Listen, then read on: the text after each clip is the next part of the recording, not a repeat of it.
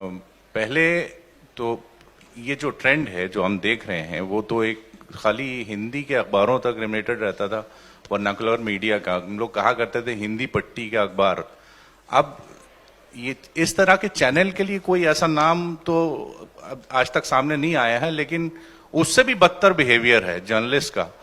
तो ये कहाँ रुकेगा? ये क्या कहेंगे, रवीश कुमार और सोनिया सिंह ऐसी लड़ाई हार रहे हैं या मतलब कोई उम्मीद है आगे की कुछ हो सकता है? रवीश भाई, आप भी और सोनिया जी, हम ये लड़ाई कितनी लंबी चलेगी और इसको कुछ जीतने की कोई उम्मीद आपको नजर आती है? फिलहाल तो नहीं, फिलहाल नहीं।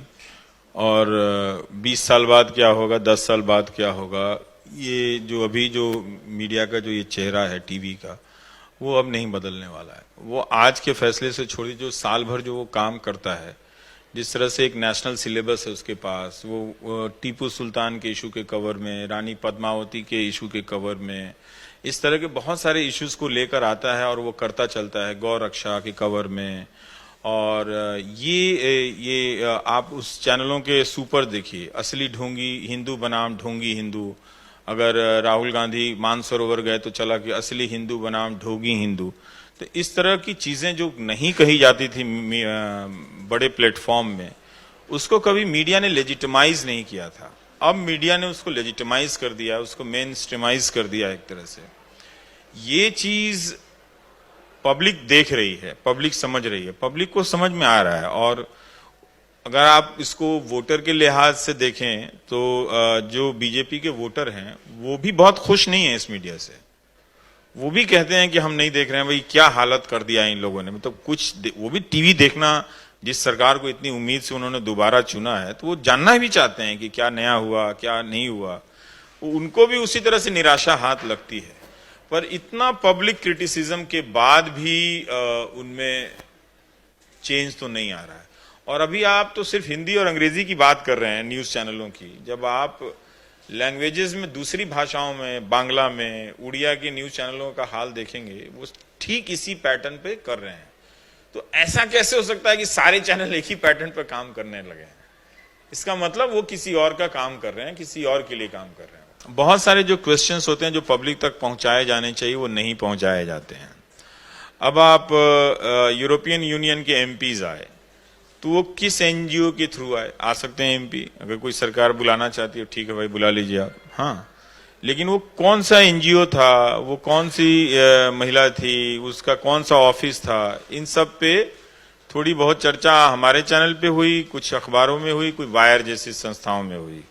लेकिन बाद में आप हिंदी अखबारों को देख लीजिए और दूसरे लैंग्वेजेस अखबारों को देख लीजिए तो वहां था ही नहीं कुछ।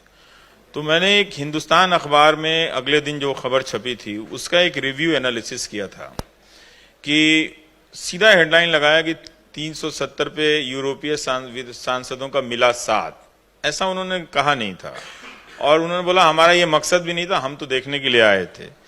लेकिन वो भी ठीक है अगर आपने हेडलाइन वैसे लगाई है, लेकिन भीतर का जो डिटेल था वो पूरा डिटेल ही गायब किया गया था कि कौन बोल रहा है, नहीं बोल रहा है। तो ये जो सारी जो चालाकियां हो रही हैं ना, ये कम्युनलिज्म और सेंसेशनलिज्म के बियॉन्ड, जो इस तरह के कारपेट के अंदर जो खबरें छुपाई जा रही हैं और इंफॉर्मेशन को मिसहैंडल किया जा रहा है, ये डेली के लेवल पे हो रहा है। और ये कई तरह के खबरों में हो रहा है। जैसे अभी इस वक्त इकोनॉमिक क्राइसिस है, ठीक है, हर देश में इकोनॉमिक क्राइसिस होता है, इसमें कौन सी बड़ी बात है। तो वो जब क्राइसिस का टाइम आता तो उसकी रिपोर्टिंग होती है, जब अच्छा टाइम आता तो उसकी भी रिपोर्टिंग होती है। तो ऑलमोस्ट गायब है कवरेज से। और जबकि हिंदी अखबार पढ़ने वाला ही ज्यादातर नौकरियां गंवा रहा है, अंग्रेजी वाले भी गंवा रहे हैं वैसे, लेकिन कहीं कोई रिपोर्टिंग नहीं है। जबकि उनके संवाददाता, रिपोर्टर उन सूरत में नजदीक हैं, जमशेदपुर के नजदीक हैं, उन सब जगह पर हैं, पर वो जिला एडिशन में डाल के उसको स्टेट एडिशन तक भी नहीं लाना है और उसको नेशनल एडिशन तक भी नहीं लाना है। तो इस तरह के जो खेल रोज हो रहे हैं, इस पे हमारी नजर भी नहीं है। और जो क्रिटिक है ये उनके बस की बात नहीं है कि उसको ये कर लें। ये हमारा मीडिया कभी करता नहीं था। ये सारी चीजें सरकार से स्वतंत्र मानी जाती थी कि लोगों की परेशानी हम तो सरकार तक पहुंचा दे रहे हैं, और सरकार भी वेलकम करती थी कि ठीक है भाई, हमें तो ग्राउंड से फीडबैक मिल रहा है, एक दूसरा अपने एमपी या अपने पार्टी नेटवर्क या ब्यूरोक्रेटिक नेटवर्क के अलावा। तो वो सिस्टम पूरा कोलैप्स कर गया है। अब ये चीजें हम उम्मीद कर सकते हैं कि ठीक हो जाएंगी, पर लगता नहीं है कि इतनी जल्दी में। तो मैं जल्दी की बात कर रहा हूं कि जल्दी तो ठीक नहीं होंगे।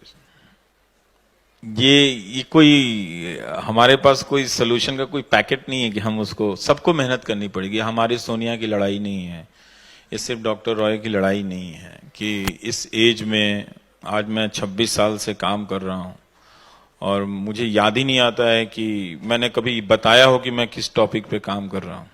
मैं ये बात बोलता नहीं क्योंकि किसी को यकीन नहीं होता है।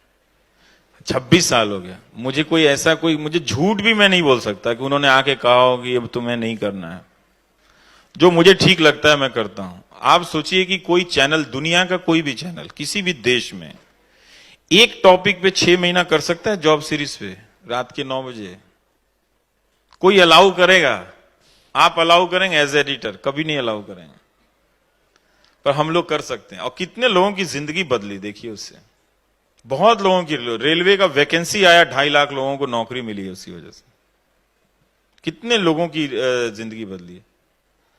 तो ऐसा नहीं है कि ये 3 लोगों की लड़ाई हो सकती है, और भी बहुत सारे जो फ्रीलांस फीमेल जर्नलिस्ट हैं वो लोग भी बहुत लड़ रहे हैं। लोग हार्डशिप फेस कर रहे हैं, उनके पास जॉब नहीं है, अच्छे न्यूज एंकर निकाल दिए गए हैं प्रेशर में, ये सब हैं।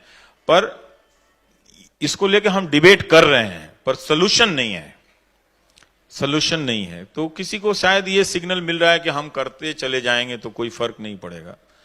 देखते हैं जनता क्या कहती है इस पे। जनता को तो कहना पड़ेगा अंत में। अगर पब्लिक नहीं, जैसा चुनाव आयोग के लिए पब्लिक खड़ी हुई, हमारे बिहार में केजे राव को लोगों ने हाथों हाथ उठाया, मतलब हीरो बना दिया। उससे बड़ा बिहार का जो टर्निंग पॉइंट हिस्टोरिकल इलेक्शन था 2005 में, चुनाव जीते नीतीश कुमार, लेकिन हीरो तो केजे राव थे। आज उन्हीं केजे राव को फोन करते हैं, इस पर रिएक्शन देंगे तो कहते हैं नहीं नहीं मैं नहीं बोलूंगा। तो वक्त काफी बदल गया। तो इतना आसानी से सब चीज नहीं चेंज होगा। आप सबको एक्स्ट्रा रोल प्ले करना होगा। और ये हम सबको, अगर हमारे देश में बहुत सारे चैलेंजेस हैं उससे उभरना है, तो हमें स्ट्रांग मीडिया की जरूरत है। और ये जनता ही सिखाएगी कि हम आपको अलग से वोट देते रहेंगे, आप मीडिया के हाथ में आप काम में दखल मत दो। पर ये सिर्फ कहने से थोड़ी होगा, उसको देखना पड़ेगा कि आरटीआई में क्या हो रहा है, उसको देखना पड़ेगा कि किसी सवाल का जवाब दे रहे हैं कि नहीं दे रहे हैं। चुनाव आ रहा है, आप एंकर रिप्लेस करके कब कौन भाड़े का एक्टर आ जा रहा है।